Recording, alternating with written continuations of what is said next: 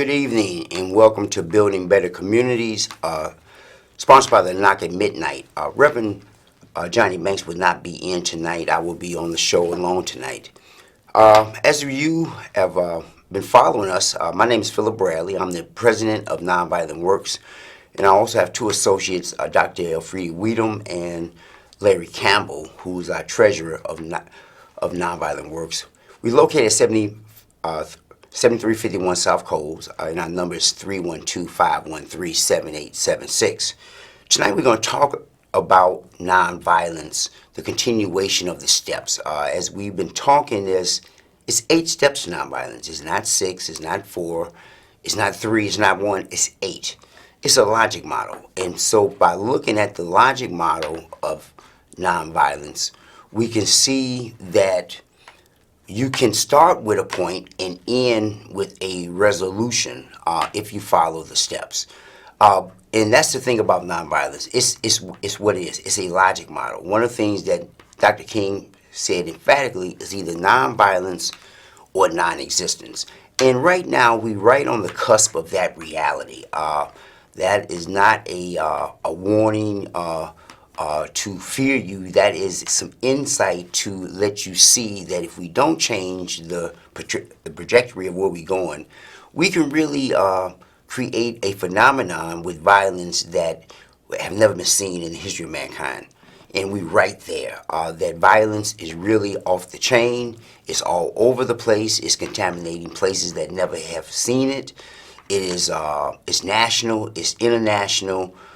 It's personal, it's social, it's in our institutions, private and personal, and so we have to really look at it for what it is. I've had the privilege of working for over the last 30 years addressing violence in all its forms.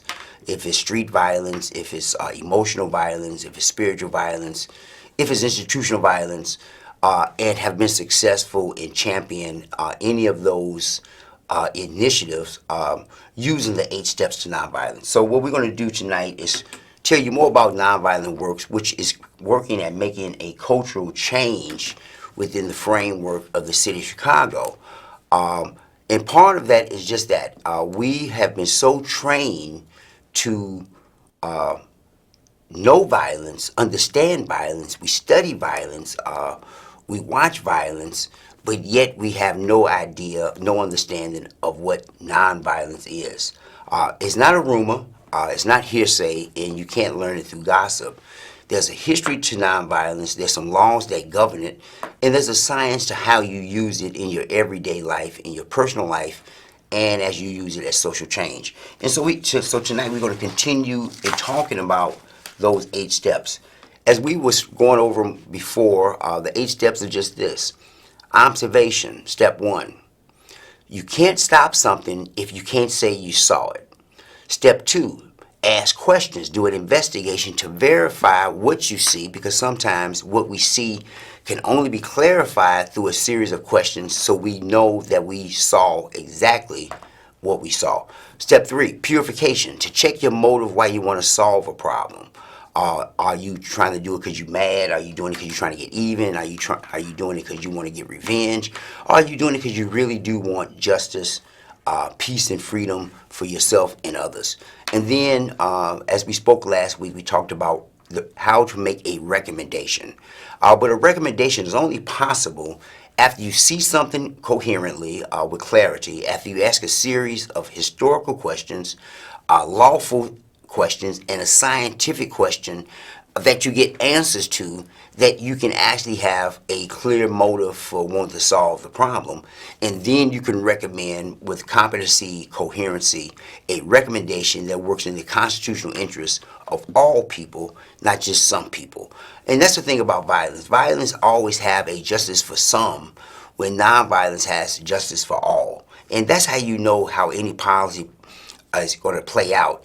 Are they advocating for justice for some at the expense of others? Are they advocating justice for all in spite of what others have done? And that's what nonviolence do. It has a justice for all dynamic. So tonight we're going to talk about the fifth step, education.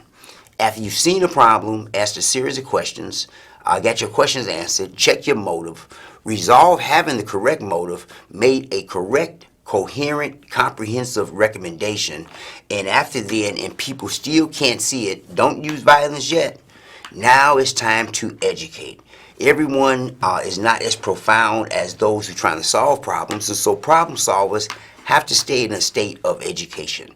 How to inform the public, the citizenry, the victim, the villain, how to understand how did we get in the syndrome and how are we going to get out the syndrome. So education is that component. Now let's look at what education is. One of the things that we at Nonviolent Works do consistently is dialogue, debate, and discuss real life dynamics, real life situations, and real life errors so that we can competently and coherently address them based upon the science of education. Now let's go into, in order to really understand what education is, you have to give it a definition. And education varies from person to person. Education varies from family to family, and education may even vary from culture to culture. But let's understand it from a universal scientific premise, because we all have to be educated in fact. Now, education, when you define it correctly or define it as a proactive prevention, purposeful dynamic, it is a science that's activated in a person to cultivate them sufficiently so they can achieve the purpose for which they was created. So when you look at education, we have to give it some parameters of scientific definition. So it is a science. It's a science that education is. So it's been tested, known, and proven to work.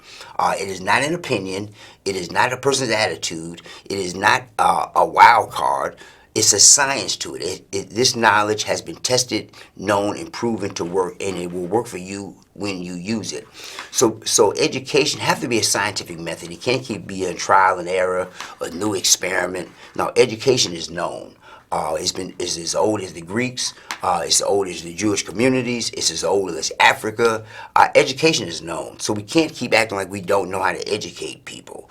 But the other dynamic is we have to define it correctly. So when we look at the science of which to activate that knowledge which is implanted in a person by God and cultivated sufficiently so the person can achieve the purpose for which they was created, now we have the basis by which we can do problem solving, because every person have a purpose for which they was created, but they would have to be educated to do it.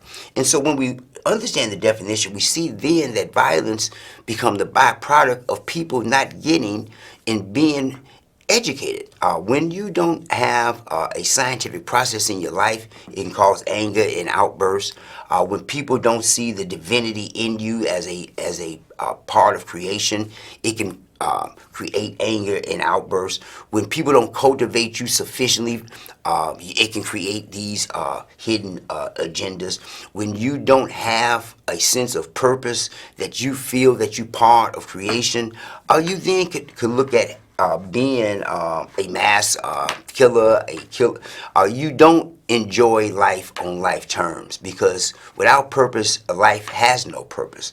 And so when we start looking at problem solving, we have to start to help educate the public on the purposefulness of life, their purpose in life, the purpose of having life with others, and how do we collaborate, cooperate, and cohabitate constitutionally so that we all can have the American dream.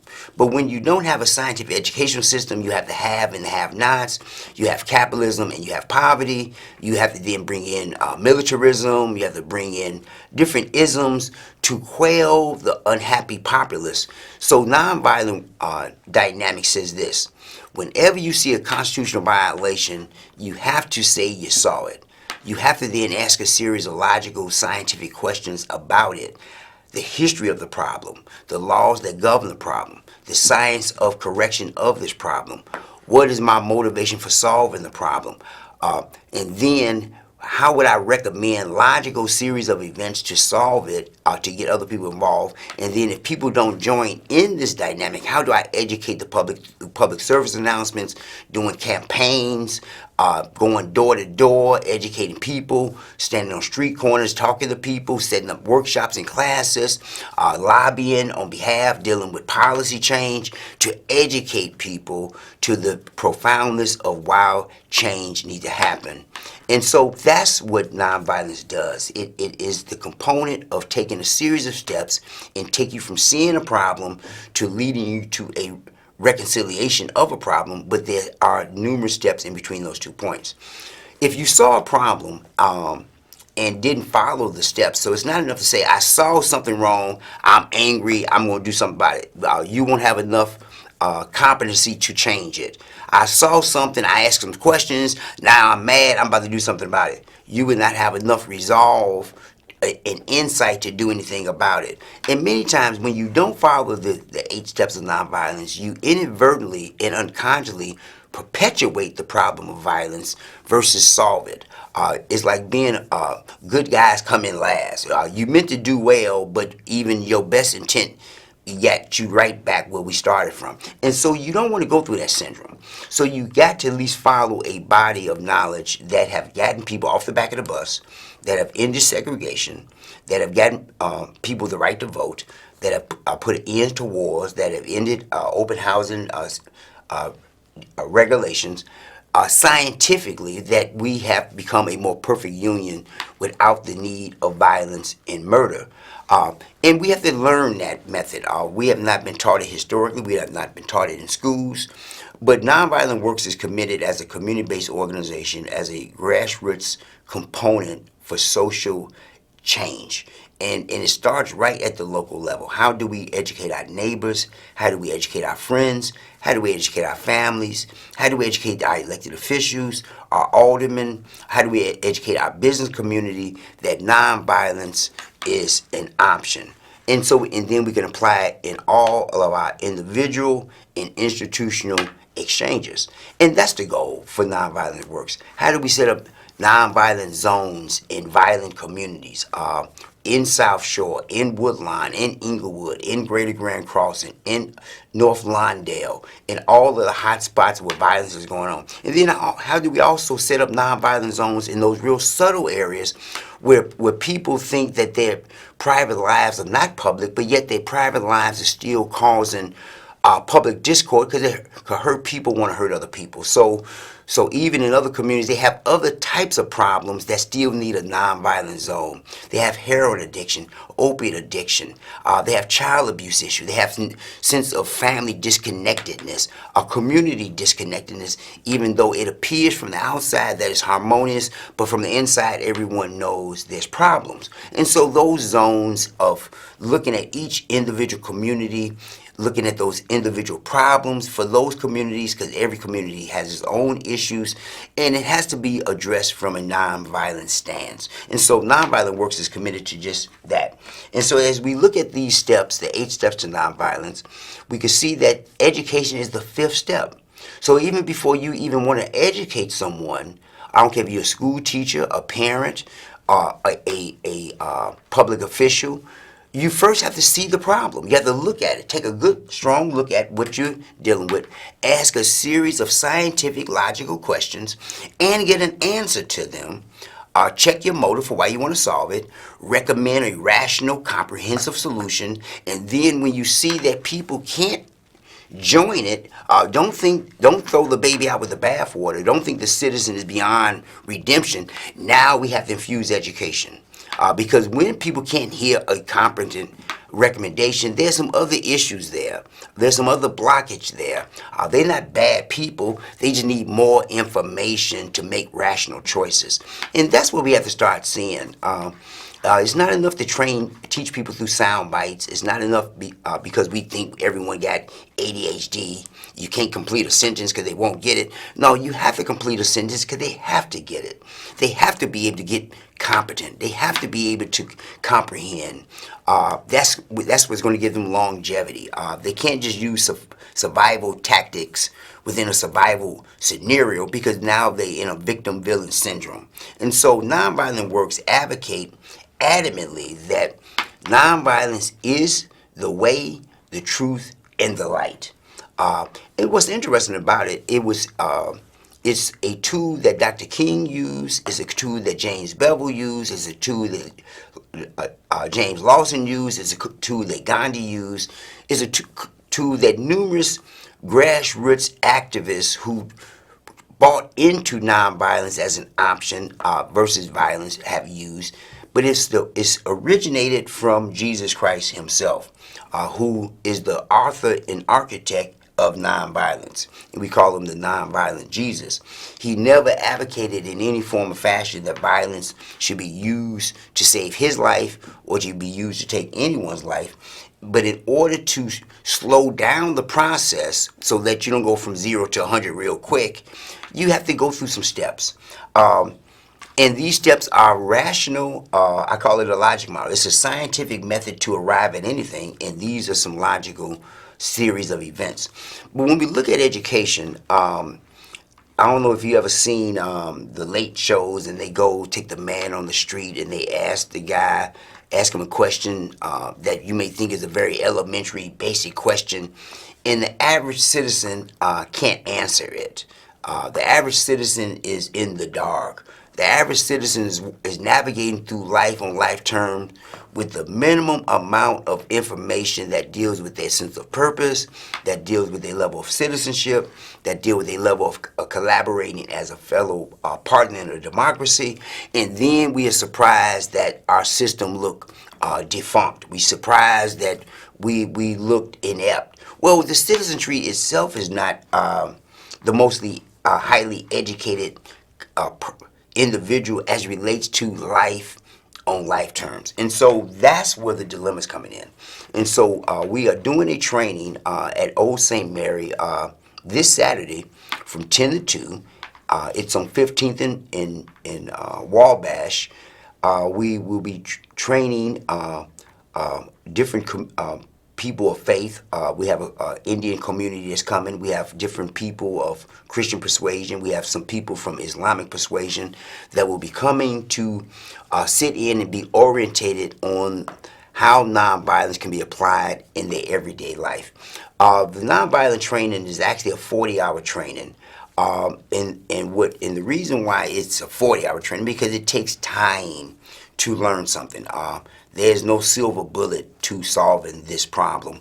It's a process of unlearning certain negative behaviors, learning new processes, and then how to apply them in your everyday life. So it's a 3-phase approach: to unlearn, learn, and apply.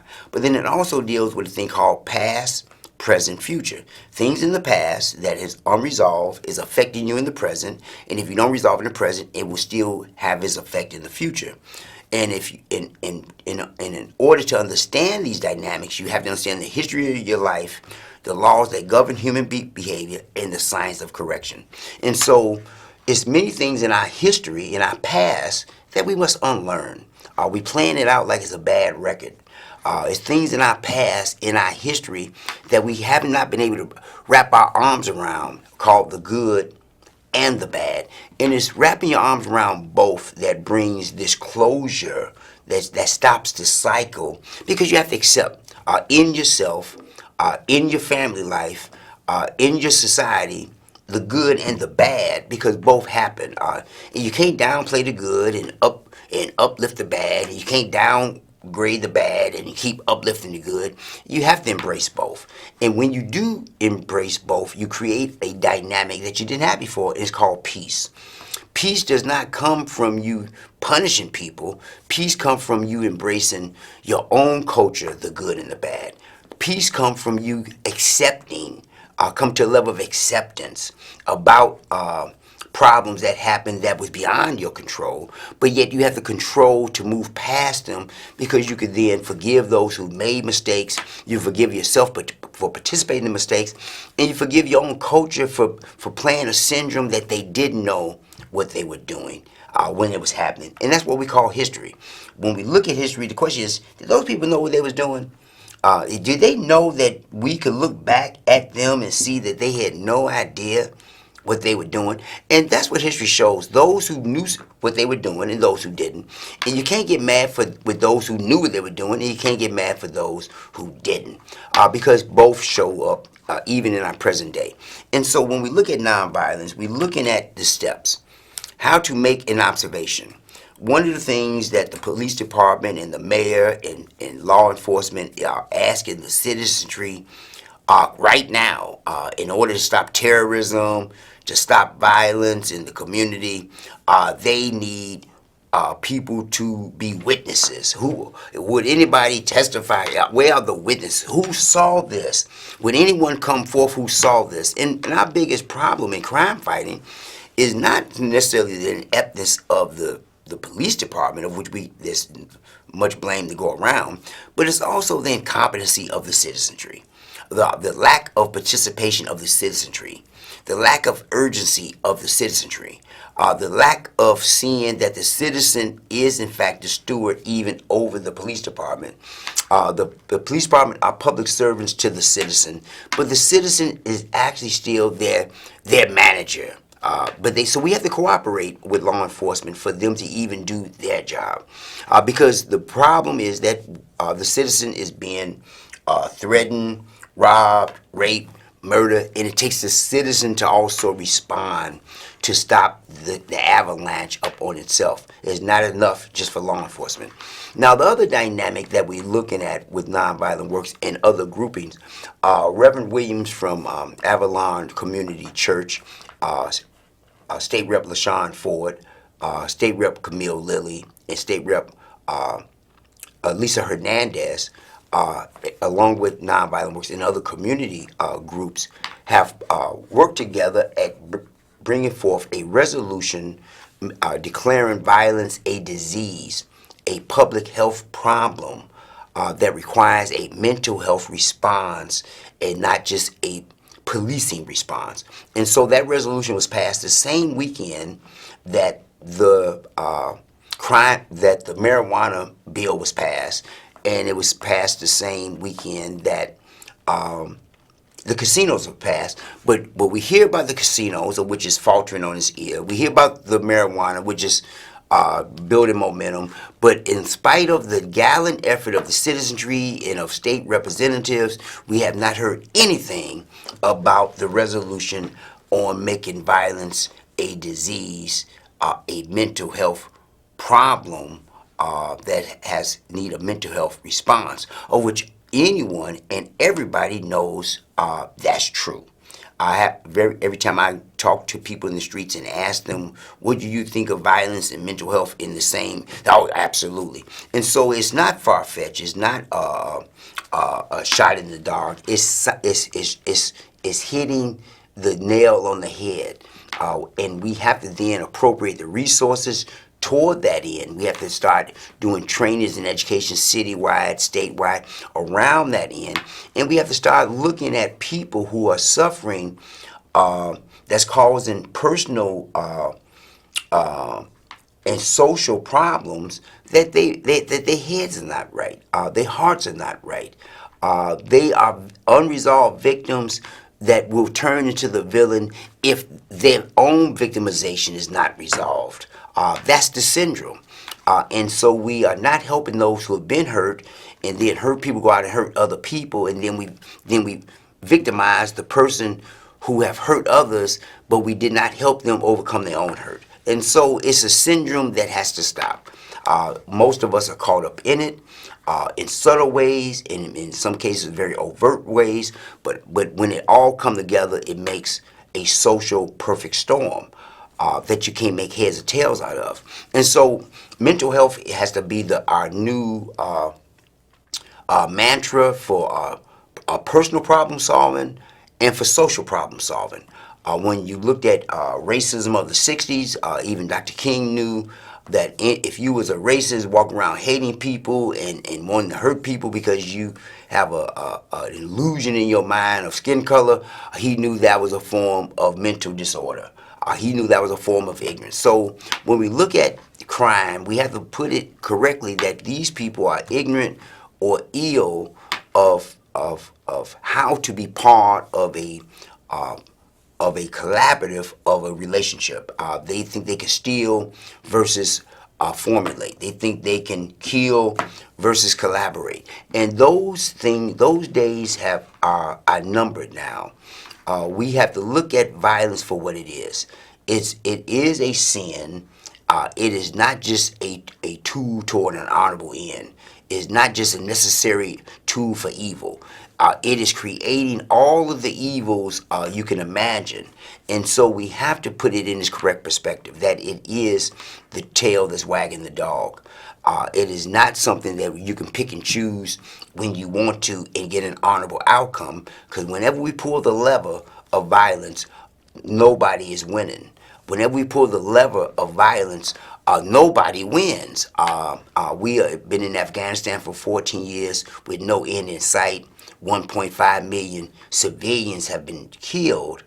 No end in sight. When you pull that lever, no one wins. And so we have to be, we have to grow up as citizens. We have to see that it's better ways to solve problems without fighting it out, without killing our way out. And we have to really thoughtfully, prayerfully, constructively talk it out, work it out, write it out, propose it out, policy our way out, put money in getting us out of the problems that we're in. And that's how you know the moral authority of people. Look at where they put their money. That would tell you where their minds and hearts are at. I don't care if it's the mayor of Chicago or the governor of Illinois.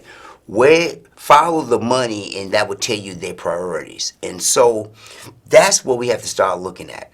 And it takes a person of great moral resolve to change social policy. We're dealing with reform in the city of Chicago, and one of the biggest things we can do to reform Chicago is to get people to start observing, doing investigation of what they see, check their motives, start recommending better options through nonviolence, and start to educate. Start to educate their neighbors, educate their friends, educate their families, that violence is not the option. And even in the 8 steps, confrontation is step 7. So even if you had to have a confrontation, that's not the first thing you do. That's not step 1. If you had to have a confrontation, that's not step 2. If you had to have a confrontation, that's not step 3. By the time you get to a conversation, that's step 7. Which gives you a whole nother dynamic of how to solve problems, even if you had to use confrontation. So nonviolence is a logic model. Not that confrontations don't happen, but they happen through a series of steps that give you the moral high ground, and it ends with, after a confrontation, step 8, reconciliation. So even if you got into a confrontation with your own child, your next step should be, after confrontation, not punishment, not alienation, not discrimination, but reconciliation. It's like, I was doing this only to bring us closer together. Well, let that really be the mantra. We went through this so we could build a more perfect union. We didn't go through this so we can separate. We didn't go through this so we can alienate. We didn't go through this so we can divorce. We went through this fight so we can come together. And it's not just a domestic violence problem. It's a step within the process of nonviolence. Listen, the show go by so fast. Next week, Pastor Banks will be on. He will be back from out of town. We would go into the next step, which is called demonstration, that we always see through Dr. King. So by the time Dr. King went on a demonstration, he did 6 other steps. Thank you very much. I will see you next week.